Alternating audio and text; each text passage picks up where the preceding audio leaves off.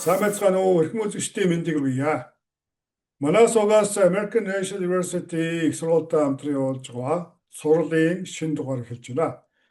Өнөөдрийн дугаар бол маш онцлогтой. За энэ бол олон хүний сонирхож сонсдог сэдв байгаа. За энэ бол Монгол улсаас одоо оюутны визээр Америкийн элчинд орж байгаа эдгээр хүмүүст тулгардаг нийтлэг асуултанд хариулт өгөх юм аа. Тэгэхээр түрүүн төгөлдрахын хэлсэнчлэн өнөөдрийн дугаараараа сургалтын виз буюу F1 визэнд оюутнууд хэрхэн бүртгүүлэх үү? За яг хэрвээ оюутан та F1 визэнд бүртгүүлсэн байгаа бол визний ярьцлага гэж маш том даваа байгаа. Энэхүү даваагаа хэрхэн амжилттай давах уу гэдэг сэдвийн хүрээнд би 5 асуултыг бэлдсэн байгаа. За тэр 5 асуултын дагуу би хариултуудыг ингээд танд нэг бүрчлэн хүргэж явна. Тэгэхээр та цаг заваа гаргаад сонсороо үзээрэй, бас хэрэгтэй бол тэмдэглэгээ хийгээд аваарай. Тэгэхээр энэ асуултууд руугаа би шууд орохын өмнө энд би нэг шаардлагатай их сурвалжийг дурдмаар байна. За энэ их сурвалж нь юу вэ гэхлээр Америкийн нэгдсэн улсын төрийн департамент буюу Department of State гэж байгаа. За тэднийхээс жил болгон дэлхийн өнцөг болон бүрт байгаа Америкийн нэгдсэн улсын консулын газраас олгож байгаа визний статистик мэдээлэл гаргадаг. За яг одоо би энэ Америкийн нэгдсэн улсын төрийн департаментын вебсайт дээр орж ирсэн байна. За энэ дээр хэрвээ та харуул за энэ US Department of State гэсэн байна, тийм ээ. За тэгээд энд болохоор 2017 оноос хойш олгосон цагаачлын бус визний бүх визний статистик мэдээллүүд байна. За үүний хамгийн сүүлийнхийг нь харъя гэвэл энэ оны 25 оны 5 сарын цагаачлын бус мэдээлэл. За тэгэхээр эндээс ингээ харахад бол ерөнхийдөө Монголоос суул хүн амын тоо визний төрлөөс шалтгаалаад нэг оролцоогоор 10 гаруй цагаачлын бус визийг олгодог байх нь байна. За үүнээсээ энэ оны хамгийн одоо энэ оны 5 сарын байдлаар гэхэд ойролцоогоор 40 визийг F1 виз мэдүүлсэн оюутнуудад олгосон байна. Гэхдээ энэ бол 5 сарын мэдээлэл. За 5 сарын мэдээлэл бол маш учир дутагдaltaй. Яагаад гэвэл одоо 11 сар болж байна. За намрын эсэлтэнд бол оюутнууд бол 1000-1000-аараа бүртгүүлдэг. За түүнийг дагаад визний гаралт маш сайн байдаг. За визний гаралт сайн байдагтай холбогдуулаад нэг зүйлийг би энд онцолж хэлмээр байна. Манай сургуулийн хувьд жишээ нь визний гаралт бас нэлээд өндөр. Яагаад гэвэл би багаараа маш их бахархдаг манай багийнхан визний ярьцлаган дээр оюутнуудтай бол маш сайн тулж ажилладаг байгаа. За түүний илэрхийлэл юу гэхээр бид нэр оюутнуудаа 2 раундын буюу одоо 2 удаа визний ярьцлагыг хийдэг гэсэн үг. Одоо энэхийнээр хэлбэл mock interview гэсэн үг л дээ. Тэгэхээр эхлээд оюутнуудаа түгээмэл асуудаг асуултуудын жагсаалтыг өгчдөг. За тэгээд тэрнийхээ дагуу оюутнууд бид нэр өөрсдөө бэлтгэдэг. За бэлтээд оюутны ерөнхийдөө өөрөө жоохон бэлдээд ямар асуултууд орж ирдэг гэдгийг нь мэдсэний дараа бид нэр аль бие ёсоор визний ярьцлагынхаа бэлтгэлийн цагаа товлоод за яг ярьцлаганд оюутнууд орж ирэхлээр яг асуултуудаа асууж хэлдэг. За тэгээд яг асуултанд оюутнууд хэрхэн яаж хариулж байгаагаас шалтгаалаад бид нэр яг тухайн оюутны өөрийн кейс дээр нь дөрөөлөөд хариултуудыг нь баг зэрэг ингэж янзал засч өгч ингэж чиглүүлж өгдөг гэсэн үг. За яг ямар асуултууд дээр яг юу гэж хариулвал илүү зохимжтой байдгүй, юуг ердөөсөө дурдаж болохгүй, ерөнхийдөө ямар зүйл дээр яг ингэж оюутан төвлөрөх шаардлагатай гэх. За тэгээд эхний ярьцлагаа ингэ бэлтгэлийн дараа дахиад оюутныг тэр нөгөө ярьцлаган дээр сайн өөрөө ажилласны дараа дараагийн яг аль бие ёсны визний ярьцлага болохоос өмнө бид нар дахиж цаг тоглож дахиж уулзалт тэгээд дараагийн дахиж бүх юмнуудыг нь сайхан яг нөгөө асуултууд дараа дахиж ажиллах байхгүй бэлдсэн бичиг баримтуудаар нь бүгдээр нь сайхан ревью хийгээд ажиллаад явдаг байгаа. Тэгэхээр магадгүй бас тэр оюутнуудаа яг тулж ажилтгийн маань үр дүн байдаг юм уу? Яг манай сургуулийн хувьд бол Монголоос виз мэдүүлж байгаа оюутнуудын хувь бол нэлээд өндөр байгаа. Ерөнхийдөө ойролцоогоор хувьчлаад хэлбэл 70-80% гэх. ойлгочиход болно. За туул маань American National University-гээс визний гаралт маш өндөр байдаг нууцыг бол сайн хэлжлээ тийм ээ. Өөрсдөө ярилцлаганд орохоос өмнө одоо туршилтын байдлаар жишээ ярилцлага хийдэг байх нь шүү дээ тийм ээ. Яг зөв. За ойлгомжтой. Маш чухал үйлчилгээ байна. Тийм. Чухал гэхээс илүүтэй хүмүүсийг бодсон үйлчилгээ байна л гэж би надад бодогдож байна л да. Үнэ ерөнхийдөө ихэнх сургуулиуд ерөнхийдөө оюутнуудаа ажилдаг байх гэхдээ яг манай баг шиг тулж ажилдаг багийг нуулгүй хэлэхэд бол би хэлж мэдгүй. Өөрхөн багийг бол айгүй сайн дүүлгэж байгаа юм биш. Гэхдээ маш олон оюутнуудтай ингээд өмнө нь ингээд юу яагаад өөр сургуулиар дамжуулж визэнд ороод виз авч чадаагүй. Тэгээд бид нар дээр ирж байгаа оюутнуудын кейсийг ингээд сонсоход бол ерөнхийдөө тухайн сургуулиуд бол оюутнуудаа визний ярилцлаганд бэлдэх процесс нь манай сургуультай харьцуулахад бол яг тийм хангалттай сайн биш. Нэг зүйл дээр зүгээр өнгөрөөд хэлэхэд сая 2 сарын өмнө гэхэд Монголоос 7 удаа визний ярилцлаганд ороод виз авч чадаагүй оюутан 8 дахь удаага манай сургуулиар визний ярилцлаганд ороод яг виза аваад сая 9 сард хичээлд орж ирсэн байх жишээ. За энэ бол яг одоогийн байдлаар бол бидний хамгийн өндөр визний ярилцлаганд орсон оюутны жишээ байгаа. За үүнээс өмнө бол 5 удаа визний ярилцлаганд ороод 5 дахь дээрээ виз авч исэн, 3 дахь дээрээ виз авч исэн, 2 дахь дээрээ авч исэн гэсэн оюутнуудын кейсүүд бол зөндөө. Тэгэхээр дахиж хэлэхэд өнөөдрийн дугаараараа бид зөвхөн түгээмэл асуудыг 5 асуулттай холбоотой дэлгэнгүй мэдээлэл өгнө. За хэрвээ үзэгч сонсогчдын хүсэлд ирвэл бид нар визний ярилцлагын материалд хэрхэн бэлдэх вэ гэдэг сэдвээр дараагийнхаа дугаарыг бас бид бэлдэх боломжтой байгаа. За тэгэхээр визний ярилцлагатай холбоотой хамгийн ихний асуулт why do you want to study in the US буюу яагаад заавалжгүй Америкт сурах гэдэг юм бэ? Одоо дэлхийд англи хэлээр ярьдаг маш олон улсууд байна. За түүн дотроо яг англи хэл нь анхдагч их хэл нь болсон 6-7 улс байгаа. Жишээ нь Австрали, Канада, UK, New Zealand гэдэг байгаа тийм ээ. Ирланд гэдэг. За тэгвэл энэ дотроос яагаад заашгүй Америкийн нэгдсэн улсад хурж ирж сурах гэдэг юм бэ гэдэгтэй холбогдуулж консулын ажилтан асуулт асуудаг. Энэ асуулт ерөнхийдөө нэлээд ерөнхий юм шиг хэрнээ яг эндээс л оюутнаа би яг үнэхээр яг сурах гэдэг юм сурах нь миний зорилго юм а гэдгээ тэр хүнд итгэн үнэмшүүлэх хамгийн ихний алхам болно гэсэн.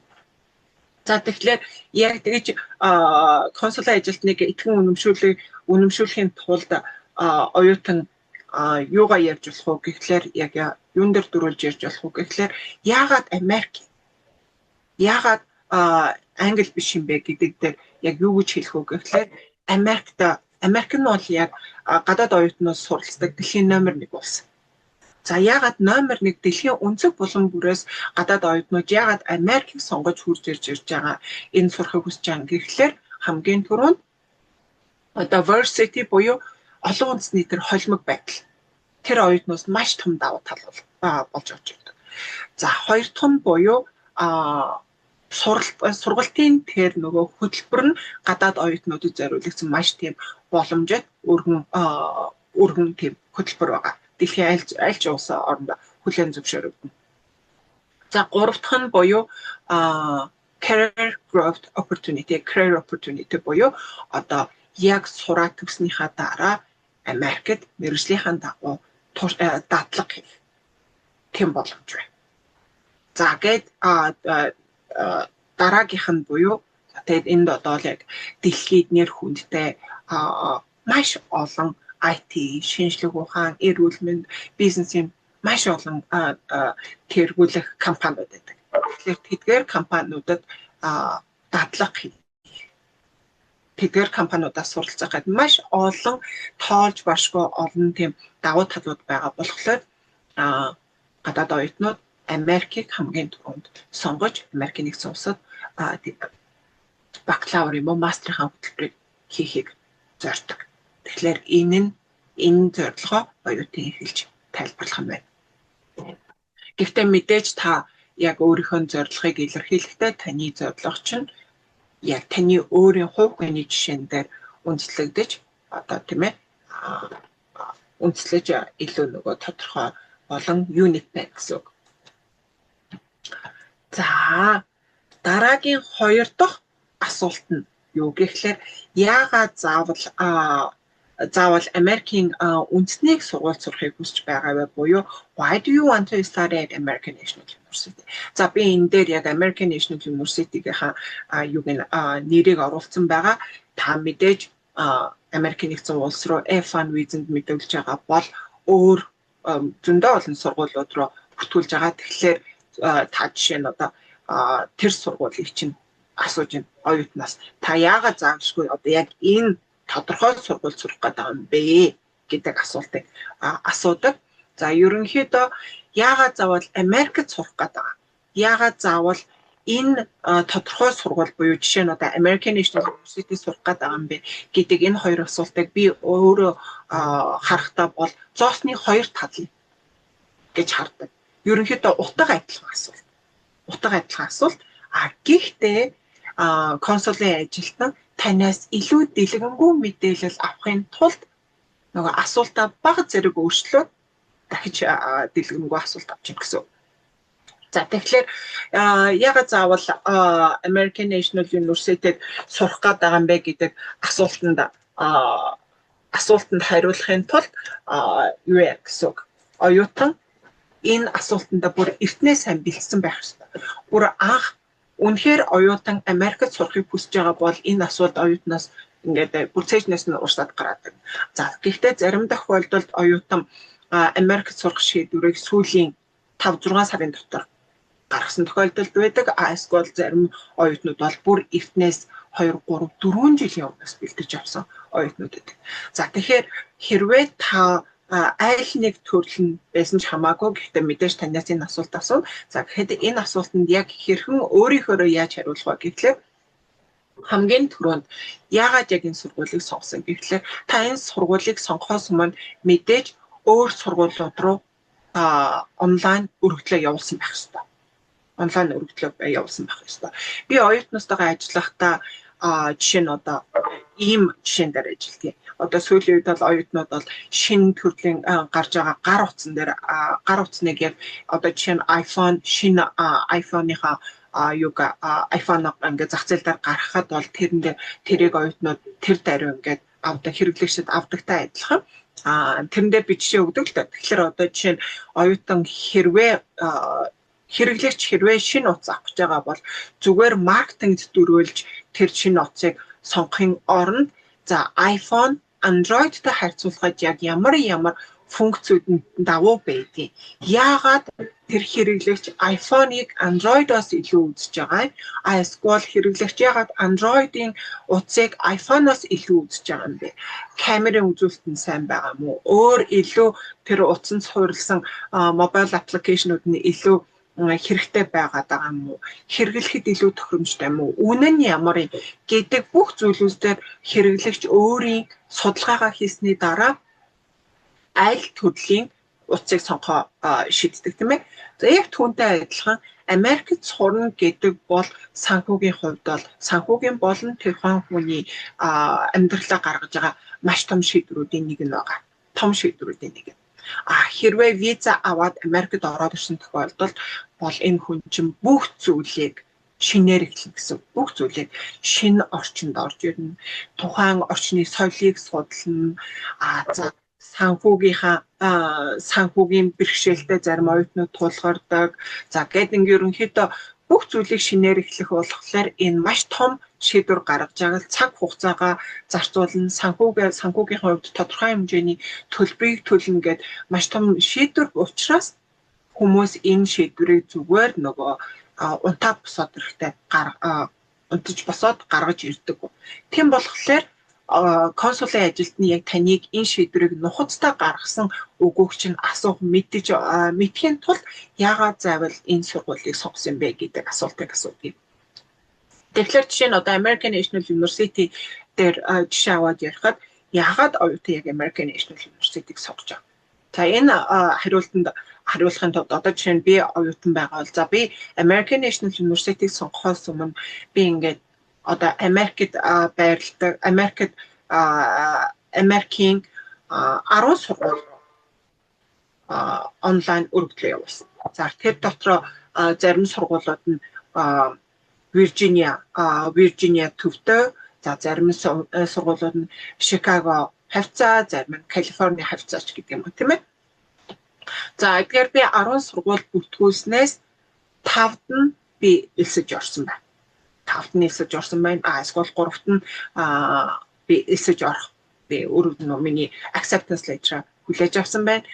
Гэхдээ эдгээр сургууль би яг хүлээн зөвшөөрөгдөж одоо миний өргөдлийн хүлээн зөвшөөрсөн эдгээр сургуулиудаас дахиад би сонголтоо хийх хэрэгтэй болно. За сонголт хийхин тулд би дахиад өөртөө юу гаргах нь байна. За яг аль сургуулийн давуу талтай, аль нь сул талтай гэдэг тэр харьцуултаа гаргах гэсэн.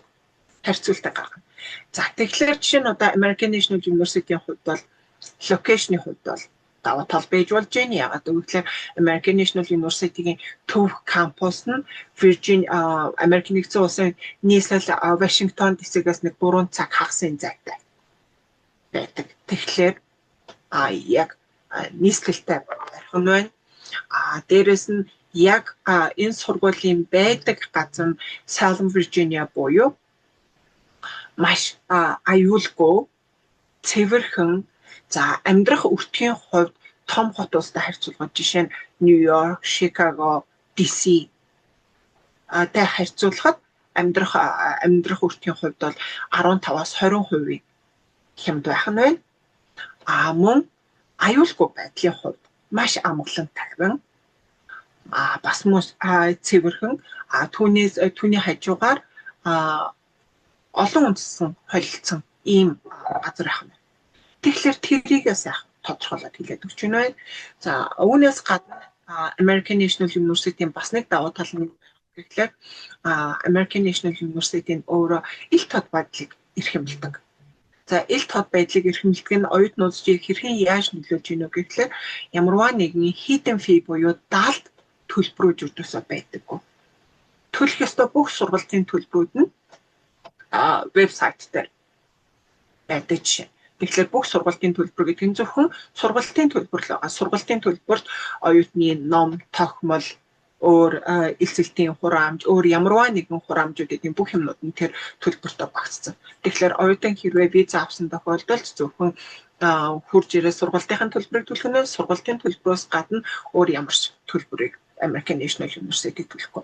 Тэгэхээр оюутан өөрөө сургалтын төлбөрөө төлөх үү, эсвэл аав ээж нь төлөх үү гэдгээс шалтгаалаад тухайн гэр бүлд тэр санхүүгээ менеж хийгээд яг хэдэн сард хэдэн төгрөг төлөх үү гэдэг бүх зүйлүүд нь аюул сайхан тодорхой болоод өгч байна.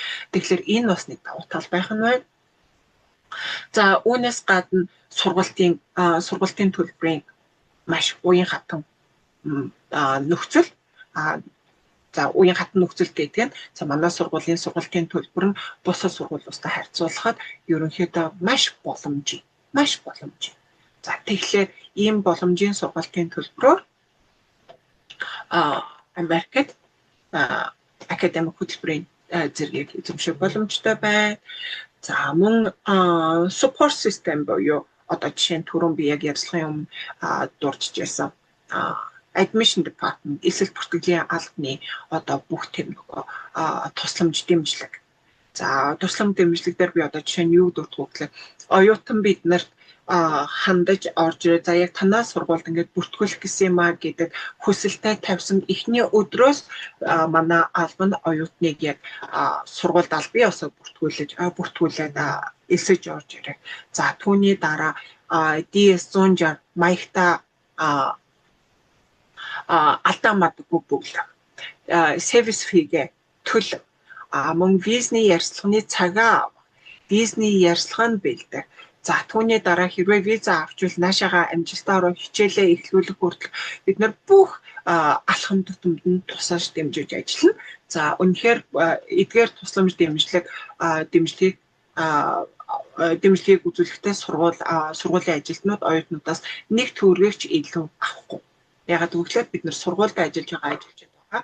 Тэгэхээр оюутантаа хэрвээ ямарваа нэгэн агентлагт хандвал за тухайн агентлагт үйлчилгээний хөлс гэж төлбөр гэж ямарваа нэгэн төлбөр төлдөг бол за тэр төлбөрөө манай сургуулийг сонгосноор хэмнэж явчих юм байна. Тэрүүгээр айгүй тавталтай. За тэгэхээр тэр support system-ийг хэлж байгаа. Тэгэхээр зөвхөн энэ support system нь юун дээр admission эсэл бүртгэлийн албанаас гаргаж ингэж хүргэдэг үйлчилгээ биш. За оюутан хичээлээ эхлүүлснээр дараа манай academic department сургалтын алба DSO department гэдэг бүх холбоотой департаментууд маань албатууд маань оюутнуудаа хөтөлбөрөөр эхлүүлэхээс амжилттай төгсөх хүртэл шаардлагатай бүх тусламж дэмжлэгийг цаг тухай бүрдэн хүргэж явдаг. Тэрүүгээр бид нар бол үнэхээр бахархаж ажилладаг байна. Тэгэхээр оюутан эдгээр зүйлүүдийг аягүй сайхан харьцуулт болгоод хэлж байна. Мөн миний бас нэг оюутнуудаа өгдөг жишээ нь манай сургуулийн вебсайт руу ороод оюутан бизнесийн удирдлагын хөтөлбөрт бүртгүүлж байгаа бол тэр хөтөлбөр дээр нь дарахад бизнесийн удирдлагын хөтөлбөрийн бүх одоо нөгөө хичээлийн хуваар нь байгаа. Хичээлийн хуваар байгаа. Тэгэхээр тэр хичээлийн хуваарийг дараагийн нөгөө өөр бас нөгөө сургуулийнхаа хичээлийн хуваартай харьцуулт гэж юм гэсэн. Тэгэхээр жишээ нь оюутан математик суурьтай бол за тэгээд илүү санхүүгээр илүү суурилж ажиллах ч юм уу. Эсвэл хүний нөөцөөр суурилж ажиллах суурилж суралцах сонирхолтой юм уу. Эрүүл мэндийн чиглэлээр бизнесийн удирдлага гэхдээ эрүүл мэндийн удирдлага чиглэлээр суралцах сонирхолтой юм. Яг ямар чиглэлээр илүү мэрэгчин суралцах сонирхолтой байгаагаас шалтгаалаад хичээлийн хуваар хөтөлбөрийг нь харчихлаар тэр нь оюутан сонголтоо хийхэд илүү амар болдог. Тэгэхээр эргээд оюутан бизнес ярьсанд мөхтөө би ягаад American National University-г сонгосон бэ гэхээр American National University нь бизнесийн удирдлага эрүүл мэндийн удирдлагын чиглэлийн хөтөлбөртэй. За энэ хөтөлбөр сурснараа би яг ийм хичээлүүдийг авах боломжтой. За эдгээр хичээлүүд нь миний ирээдүйн карьерт ингэж давуу тал ингэж болох юм аа. Би эдгээр хичээлүүдийг авснараа би ийм мэдлгүүдийг олж авах юм аа гэдгээ бас давхар хэлээд явчихад бүрэн боломжтой гэсэн. За тэгэхээр ер нь бол оюутан яга зайшгүй тухайн сургуулийг сонгосон гэдгээ хэлэхдээ энэ асуулт бол зайшгүй орж ирнэ. За тэгэхээр энэ асуулт нэгэн зайшгүй орж ирэх болохоор энэ асуултанд хариулахын тулд дандаа харьцуулт хийсэн байх хэрэгтэй байна. Өөр сургуулиудтай харьцуулт хийгээд за тэгээд харьцуулт хийсэн дээрээ үндслээд яг би яагаад энэ сургуулийг сонгосон гэхээр нөгөө утсан дээр өгдөг жишээтэй адилхан би яагаад Android-ийг утсыг сонгосон эсвэл iPhone-ийн утсыг сонгосон гэхээр ийм зүйлээрээ давуу талтай байсан гэдгээ та яг тодорхой хэлээд явчихлаа. Консул ажилтаа энэ хүн үнэхээр яг Америкт сурах хүсэлтэй байгаа юм байна. Үнэхээр яг хүсэлтэй учраас бүр эхнээс ингэж бэлдсэн юм байна. Бэлдээд ийм сургуулиуд руу өргөдлөө явуулсан байна. Тэднэрээс яг энэ сургуулийг сонгосон ийм учиртай байна гэдэг дээр та яг тэр консулын ажилтныг үнэмшүүлэх бүрэн боломжтой болно гэсэн. Үүний дараагийн 3 дахь асуулт. Сургуулаа төгснөө дараа төлөвлөгөө буюу what are your plans after you complete your degree in the US гэж байгаа. За энэ маш чухал асуулт, маш чухал асуулт. Яагаад би нэг чухал гэж байгаа юм бэ гэхлээр F1 төрлийн виз нь ерөөсөө Америкт энэ төрлийн визийг мэдүүлээд орж ирж байгаа оюутнууд Америкт орж ирснийхаа дараа бүтэн цагаар сураад хөтөлбөрөө дууссаны дараа эх орн руугаа буцах зорилттой. Тийм сургуулийн төрлийн виз. Гэтэл зарим тохиолдолд зарим F1 виз мэдүүлэгч оюутнуудын хувьд бол яг Америкт сурах нь гол зорилго нь байдаггүй. Бас Америкт хурж ирэх гол зорилго нь энд хурж ирээд хууль бус ажил хийгээд мөнгө хийх зорилготой байдаг.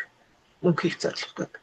Тэгэхээр энэ асуултыг асууж байгаа гол зорилго нь юу гэхлээр тухайн консул ажилтнанд таныг үнэхээр зөвхөн Америкт очиж бакалавр юм уу мастер эсвэл докторийн зэрэгээ хийчээд эх орн руугаа буцаж ирэх зорилготой бодит виз мэдүүлэгч байна уу? Эсвэл зүгээр виз авчаад манай улсад үлдэхэд байгаа тийм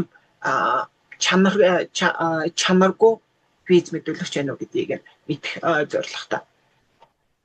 Би нэг жишээг юудаас мартгүй. Энэ яг надад өөрт минь тохиолдож байсан жишээ.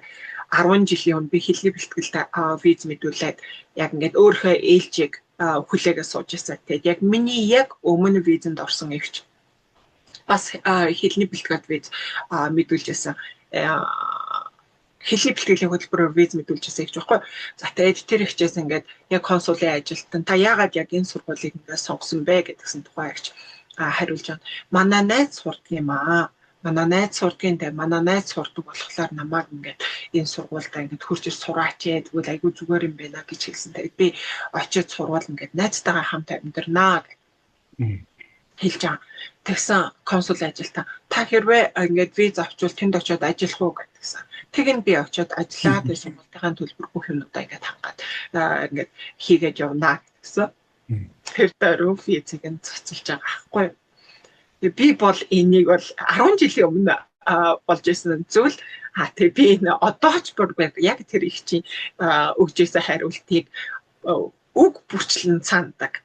Яг тэр хариултыг сонсоод яаж байхдаа би дотроо та яагаад ингэж хариулж байгаа юм бэ? Ердөөсөө болохгүй дайс big no шүү дээ л гэж би яг өөртөө бас хэлчихлээсэн л та. Тэгээд яг миний ээлж болоод надаас ингээд консулын ажилтан ярьцлага авах яг адилхан асуултаа надаас бас давхар асууж байсан. Тэгээд мэдээж миний хариулт бол ямар байсныг та нар бол анзаарч байгаа. Яг хэрвээ би тэрэгчтэй адилхан хариулт гэсэн бол өнөөдөр би энд ингээд ирээдүйн Америкт сурахыг хүсэж байгаа, бэлдэж байгаа тэр залуу дүүн нартаа зориулаад энэ зөвлөгөөг өгөөс сууж авах байсан тийм ээ. За тэгэхээр ерөнхийдөө оюутнууд ихэвчлэн яг энэ төрлийн асуултанд юу гэж хариулдаг вэ гэхлээр эргээд яг тухайн мэргэжлэр сураад их орондоо ирэхэд тэр мэргэжил нь эргээд яг карьераа хөөгөөд карьерийн өсөлтөнд нь хэрхэн нөлөөлөх боломжтой вэ гэдгийг айгүй сайн тайлбарлаж ярьдаг. Жишээ нь IT-ийн хөтөлбөрөөр сурж байгаа оюутнууд бол Монголд бол IT-ийн маш олон компаниуд байгаа. Олон компаниуд байдаг хэрнээ туршлагатай мэргэжлийн боловсон хүчнүүдээр одоо хүртэл юу яагаад ятмаг тутмаг байгаад байна. Тэгэхээр үүн дээрээ дөрөөлөж оюутнууд хариултаа өгдөг байх нь. Бизнесийн удирдлагын хөтөлбөрөөр сурахаар сонирхож байгаа оюутнууд бол ихэнх тохиолдолд тэд гэр бүлийн бизнестэй байдаг. Гэр бүлийн бизнестэй. За тэгээд яг Америкт ингэж бизнесийн удирдлагын хөтөлбөрөөр сураад ингээд төгснээ дараа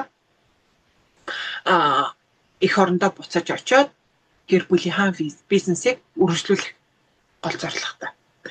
Ялангуяа хэрвээ бизнес нь гадагшаага төвтэй эргээд нөгөө гадагшаага тухайн нөгөө бараа бүтээгдэхүүнээ экспортлохоор зорж байгаа тохиолдолд энэ бүр давуу тал болно. Ягаад үг гэхлээр Америк дахиад хэлгээд Америк өөртөө дэлхийн өнцөг булан бүрээс гадаад оюутнууд хүрэлцэж сурдаг номер 1 улс. За тэгэхээр та зөвхөн Америкт хурж судалснараа зөвхөн Америк стандартын боловсролыг авахаас гадна таны анх танхимчин дэлхийн өнцөг булан бүрээс ирсэн оюутнуудаар дүүрэн байна гэсэн. Тэгэхээр та тэдгээр гадаад оюутнуудаас суралцахын давуу тал нь юу гэхлээр та соёлыг нь судлана гэсэн. Тэгээд илүү нөгөө network-оо тэлнэ гэсэн.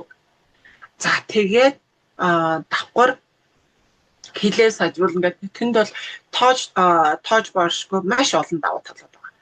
Тэгэхээр эдгээр зүйлүүдийг хүртэл та том зургаар хараад ирээдүгөө төлөвлөөд тэгээд та хариултандаа тэдгээр зүйлүүдийг бас шигтгэж хэлэх бүрэн боломжтой гэсэн үг байна.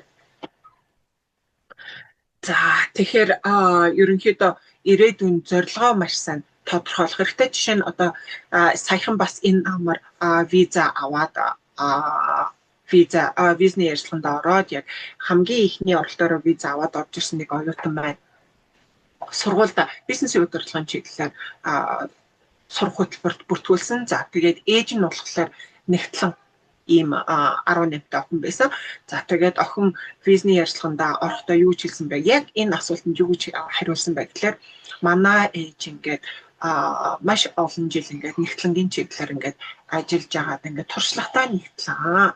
Тэгээ би өөрөө хүртэл ерөнхийдөө ингээд ирээдүйдээ нэгтлэн болох сонирхолтой.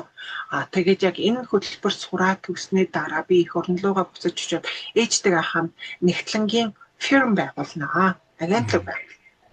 Тэгээд ингээд яг мэргэжлийн үйлчилгээг компаниудад ингэж зориулж ингэж хүргэдэг. Тэдний ингээд нэгтлэнгийн тооцоололтоор ингэж сайхан ажилтдаг. Тим үйлчилгээг ингээд үйлчилгээ үзүүлдэг тийм агентлагийг байгуулад ээжтэйгээ хамтарч ажиллана. Яагаад гэвэл манай ээж маш туршлагатай нэгтлэг. Тэгэл яг ийм хариултыг өгөхөд тэр нэг консулын ажилтан айгүй тийм impressed болсон байгаа. Тэгэхээр одоо яг оюутан болгоны кейсүүд өөрөдөг. Тэрийг кейстерээ дөрөөлөө яагаад буцаж ирэх яг үнэхээр яагаад надад буцаж ирэх шалтгаан байгаа вэ гэдгээс тодорхойлоод хэлчихнэ гэсэн үг. За бас надаас оюутнууд асуудгийг туулаа танаас сургуульд ингээд бүртгүүлэхэд насны юу байгаа юу хязгаарлалт байгаа юу асуудаг. За ер нь бол насны хязгаарлалт байхгүй. Гэхдээ жишээ нь нас яг амьдрал тогтсон. Одоо жишээ нь 30 гарсан ч гэдэг юм уу эсвэл 30 хүрж байгаа эсвэл 40 хүрж байгаа виз мэдүүлэгч оюутнууд маань яг энэ төрлийн асуултанд юу гэж хариулах вэ гэхлээр би өөрөө яг энэ хөтөлбөр маань бол 1 жилийн хөтөлбөр юм аа эсвэл нэг жил хагасын хөтөлбөр 2 жилийн хөтөлбөр юм аа. За тэгэхээр яг гэр бүлээрээ Бөөндө Америк руу ингээд явтлаар миний хувьд бол зардлын хувьд бол нэлээд өндөр байна. Тэгэхээр би өөрөө ерөнхийдөө очиж сурна. Миний эхнэр хүүхдүүд маань энд үлдчихэж байна. За би өөрөө очиж сурна. Харин зуны амралтаар хүүхдүүд маань надтай ингээд хурж ирж ингээд зундаа Америкийг 2-3 сар байна. Эсвэл би зуны амралтаар өөрөө их нутг руугаа ингээд юу явж явах юм аа гэдэг хариулт өгөхөд бол гэр бүл чинь таны баталгаатай буцаж ирэх бас шалтгаан болно. Ингэсэн тохиолдолд консулын ажилтнууд ерөнхийдөө таны визээр олгох бараг 190% магадлал өндөртэй гэсэн үг байна. За тэгэхээр гэр бүлтэй хүмүүс бол гэр бүлтэй та 30 гарцсан ч юм уу 40 хүрж байгаа эсвэл 30 хүрж байгаа иймэрхүү насны хүмүүс таяда бас нөгөө боловсролынхаа зэргийг дээшлүүлээд дахиж Америкт нэг мастер ч юм уу доктороо хий гэсэн төлөвлөгөөтэй байгаа бол та насан дээр бол юудасаа санаа зовх шаардлагагүй харин ч тэр чинь таны хувьд давуу тал болно. Мөн гэр бүлтэйгээ ерөнхийдөө гэр бүлтэй хүмүүсийн хувьд бол би гэр бүлтэйгээ шууд визэнд ор гэж зөвлөдөггүй. Ороод виза авсан оюутнууд манай сургууль зөндөө байдаг. Жишээ нь яг энэ хаврын эсэлтэнд 4 хүүхэдтэй виз мэдүүлэгч нөхөр 4 хүүхэдтэй тийм виз мэдүүлэгч маань бөөнөр цогтой ороод виз авсан тийм тохиолдол байгаа.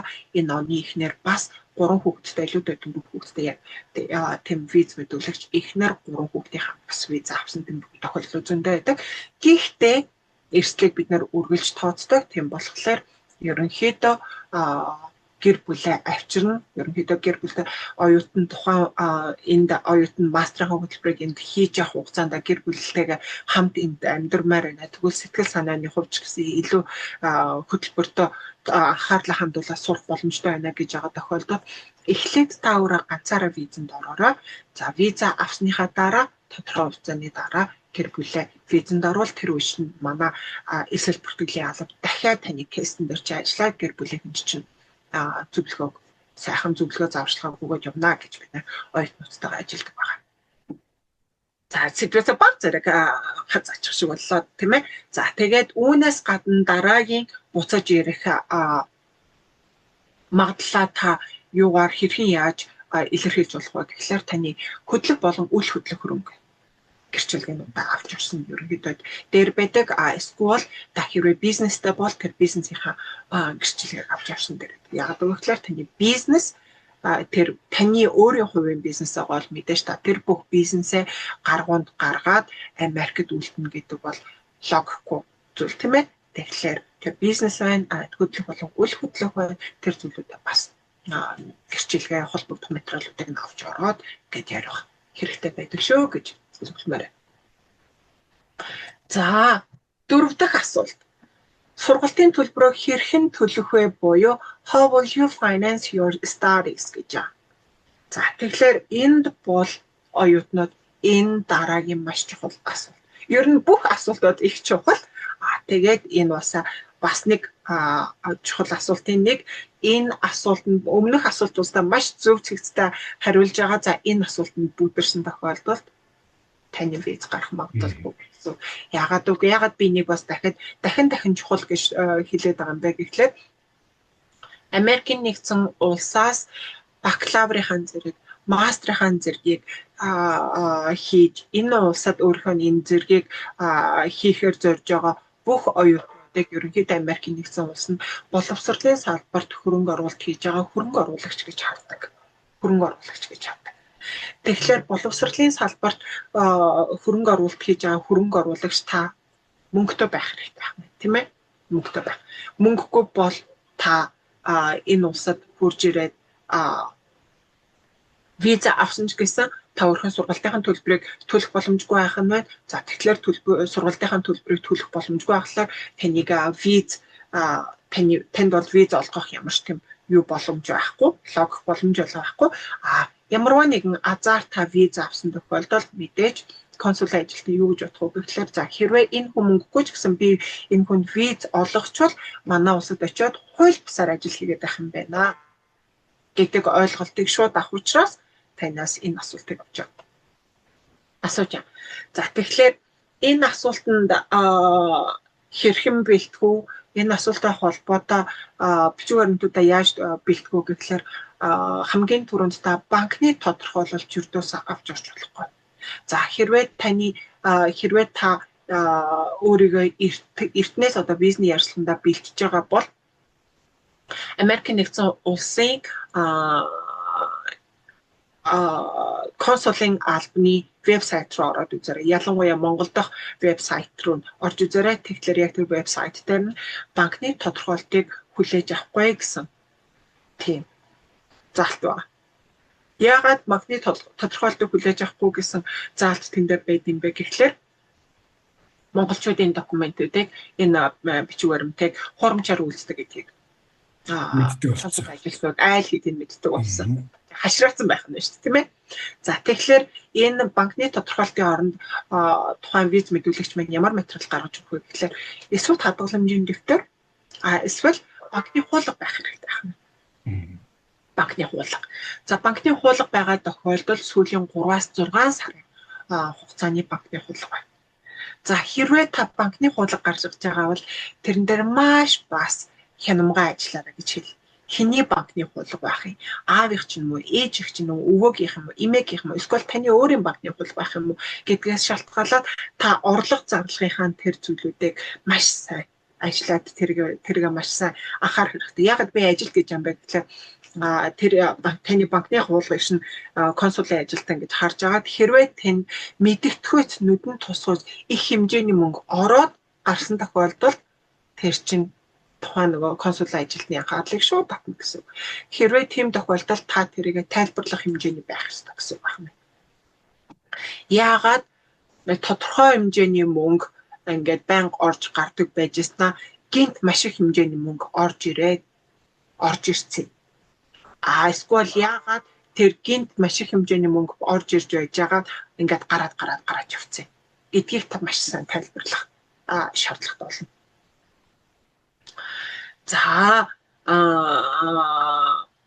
банкны хуулга эсвэл хадгаламжийн дэвтрээс гадна түрүүн миний хэлсэнчлэн хөдлөх болон үйл хөдлөх хөрөнгийн гэрчилгээд зайлшгүй байх хэрэгтэй. Яагаад хөдлөх болон үйл хөдлөх хөрөнгийн гэрчилгээг давхар авч ор гэдэг юм бэ гэхлээр юмыг яаж мэдгүй мөнгө бод шахвагддаг хөрөнгө, тийм ээ? Яг бэлэн таны дансанд байгаа мөнгө бол шахвагддаг хөрөнгө. Гэтэл хөдлөх болон үйл хөдлөх хөрөнгө бол хэдийгээр таны дансандах мөнгө шахвагдаж өргөдөж дуусч болох ч гэсэндээ тэр мөнгөд өргөдөж дуусны дараа хэрвээ та хөдлөх болон үйл хөдлөх хөрөнгөө та Монголд үлдээж байгаа тохиолдолд та тэднэрээ эргэлтэнд оруулаад сургалтын төлбөрийг үргэлжлүүлээд төлөх боломжтой. Тэгэхээр таны Монголд үлдээж байгаа хөдлөх болон үйл хөдлөх хөрөнгөчин бас таны санхүүгийн доктортой байдлыг илэрхийлэх хүчин зүйл болж орж ирэх нь. Тэгэхээр энэ материалуудыг бас зайлшгүй авч орох хэрэгтэй шүү гэж зөвлөмөр. Тэгэхээр хамгийн сүүлийн асуулт. Хэрвээ оюутан жишээ нь F1 визэнд мэдүүлэгч оюутан дөнгөж 18 настай, эсвэл 20 настай, дөнгөж 20 хэдтэй ч гэх юм уу тийм ээ, яг өөрийнхөө дансан дээр хангалттай хөрөнгө хуримтлуулаагүй насны тим виз мэдүүлэгч байгаа тохиолдолд таны сургалтын төлбөрийг төлөх хүн чинь тантай ямар хамааралтай вэ? Тэр хүний санхүүгийн хөвсөр нь юу вэ буюу who is your sponsor and what is their source of income гэж байгаа. За энэ бас дараагийн чухал асуулт. За тэгэхээр одоо жишээ нь дөнгөж 10 жилээ төгссөн виз мэдүүлэгч нар маань бол аав нь юм уу ээж нь виз сургалтын төлбөрийг төлөх гол спонсор байж тарах нь тийм ээ. За энэ тохиолдолд гэр бүлийн аав юм уу ээж нь хэн илүү орлого өндөртэй тэр хүнийхээ банкны материалыг авч явах нь. За тэгээд тэр хүний санхүүгийн их усрыг сайн тодорхойлж ярих нь. За үүн дээр дахиад би бас жишээ ярив. За надад бас нэг виз мэдүүлэгч байсан. За тэр охин байна. Ээж нь жижиг бизнестэй.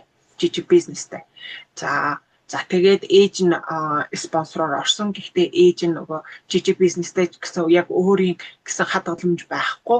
Ерөнхийдөө бүх нөгөө мөнгө хадгаламжийн дасанд хадгалдаггүй өөр байдлаар мөнгө эргэлдүүлдэг тийм төрлийн спонсор байсан. За тэгэнгүүт виз мэдүүлэгч маань ээжийнхэн сүүлийн 6 сарын дансны хуулгыг авч орсон. За тэнгуү сүүлийн 6 сарын дансны хуулгыг ингээд авч орсон чинь консул ажилтан тэр ингээд нэг бүрш хууц бүрээр ингэж харж ирсэн. Энэ ямар учиртай юу яагаад орлого орж ирж байгаа? Яагаад энэ дээр ийм зарлага гарч ирж байгаа гэдгийг ингээд аягүй сайн ингээд асууж байгаа байхгүй. Тэгсэн тэр нь юу байсан гэхлээр нөгөө ээж нь жижиг бизнес ингээд эрхэлдэг. Тэгээд нөгөө бусад ингээд өөрөө хуваараа үйлдвэрлэл явуулаад тэр үйлдвэрлэсэн бүтээгдэхүүнүүдээ яг нөгөө зардаг ингээд нөгөө дэлгүүрүүдэд дээр ингээд хуваарлж өгдөг. За тэгээд тэр дэлгүүрүүдээсээ нэг өдөр тогтмол нэг тогтсон өдөр яг тэр нөгөө орлогоо хурааж авдаг. Тэгээ хурааж аваад тэрийгээ дансандаа хийдэг тийм төрлийн хүн байж л дээ.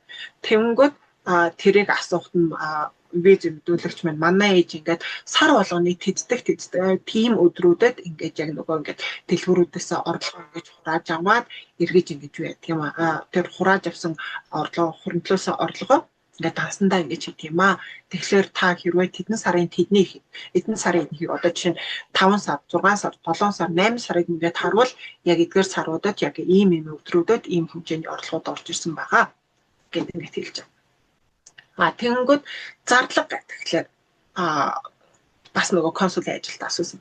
За танаа ээж чинь тэгвэл юу юм бэ жижигхэн ингээд хуваараа ингээд үйлдвэрлэгч юм байна. Өөр ингэсэн бизнестэй үйлдвэрлэгч юм байна. За тэгвэл юу юм хичнээн ажилчдтай хичнээн хүнийг цалинжуулдаг. Тэр хүмүүсүүдийн цалин хэдүү нийгмийн даатгалын шийтгэл гэж сард хийдэг төлдөг гэдэг зүйлийг бас асуусан ба. Тэнгүүд оюутан анх нөгөө буцаж ирэх шалтгаанаа болохоор би ингээд ээж маань өөр ингэсэн бизнестэй болохоор би буцаж хурж ирээд ээжнийхээ бизнесийг үргэлжлүүлнэ гэж ярьжсэн болохоор дахиад одоо энэ асуулт нөгөө өмнөх асуултуудтай дахиад уялдаж орж иж байна тийм ээ. Тэгэхээр оюутан нэгэн л ээжийнхэн бизнесийг өвлж ажиллахаар бэлтгэж байгаа хүн болохоор ээжийнхэн бизнестэй холбоотой бүх зүйлүүдийг сайн мэдчих хэрэгтэй байна. Тэгэхээр оюутан ээж маань 5 ажилчдтай хүн тус бүрийн нөгөө ажлын үүрэг хариуцлагаас шалтгаалаад ийм төрлийн цалинг олгодгоо. Тэгээд энэ хүмүүсийн цалинг олохоос гадна нийгмийн даатгалын шийтгэл гэж сард тишнээ төгрөгийг төлтгөө гэдэг ингээд аягүй сайхан тайлбарлаад хэлсэн. Тэгээд түн дээр нүнслээд тэр виз мэдүүлэгч маань виз авч ирсэн. За тэгэхээр ерөнхийдөө энэ санхүүгийн их усүртэй холбоотой зүйлүүдийг бизнес консулын ажилтан зүгээр хин чиний спонсор юм яг яаж юу гэдэг орлого нь ямар байдгийг гэдэгт ерөнхий зүйл асуухгүй кейсээс шалтгаалаад зарим тохиолдолд бүр тийм дэлгэрэнгүй наривчилсан асуултуудыг бас асуудаг байх юм байна. Тэгэхээр энэ дээр оюутнууд маань сайн ажиллах хэрэгтэй, ажиллана гэдэг маань зөвхөн өөрийгөө бэлтгэхээс гадна бичиг баримтад холбогдох бичиг баримтуудаа хүртэл сайн бэлдээд өөртөө яхатай цуглах юм. Тэгээд бизнес ярилцлаганд орох бэлэн болох шаардлагатай ах юм байна. Тэгэхээр за дахин хэлэхэд би өнөөдрийнхээ дугаараар бизнес ярилцлаганд ялангуяа F1 бизнес ярилцлаганд мэдүүлж байгаа оюутнуудаас асуудаг түгээмэл 5 асуулттай холбоотой хариултыг хүргэлээ. За мэдээж кейс болгон өөр байдаг. Гэхдээ ерөнхийд ингээд байдлаар хэлэхэд бол та эдгээр 5 асуултууд дээр сайн ажиллаад ерөнхий ингээд яг спонсорынхоо мэдээлэл өөрийнхөө санхүүгийн хөвсгөр зорилгоо сайн тодорхойлсон байхад за ерөнхийдөө консулын ажилдаа танд баяр хүргээд визэг чинь гаргахад айгүй хойрхон байна гэдэг ойлгох болох гэсэн үг. За маш баярлалаа. Ерөнхийдөө Монголоос оюутны визэнд орж байгаа хүмүүст гарын авлага болох үец зүйлсийг бол ярьлаа. Нэгэнт цаг азгаартай учраас энэ хүрээд өндөрлж байна. Туулыг бол нэлээд одоо шахаж явуулж байгаа. Босдоор бол энэ сэдв нь бол өөрөө бол одоо нэг цагийн дотор ч юм яриад дуусахын сэдв биш. Цаана нь дахиад зөндөө сэдв үлдэж байна. Зөндөө асуулт гарч байна. За тиймээс магадгүй энэхүү видеог үзэж байгаа хүмүүсийн хувьд үүн дээр яриаггүй нэмэлт асуулт байгаа бол имэйлээр явуулж болно. За ингээд дараагийн дугаарт зайлшгүй саяын ярьсан сэдвийн одоо дагалдах байдлаар саяыг тоолыг ярьж байхад бол миний хувьд бас 2-3 асуулт гарч байна. За нэгэнтээ цагийн одоо боломж байхгүй учраас эдгээр асуултыг болон нэмэлт асуултуудыг дараагийн дугаарт үргэлжлүүлэн ярина. За ингээд анхаарлаа хандуулсан үзэгч та бүхэнд маш их баярлалаа. Дараагийн дугаараар удахгүй болцъя. Баярлалаа.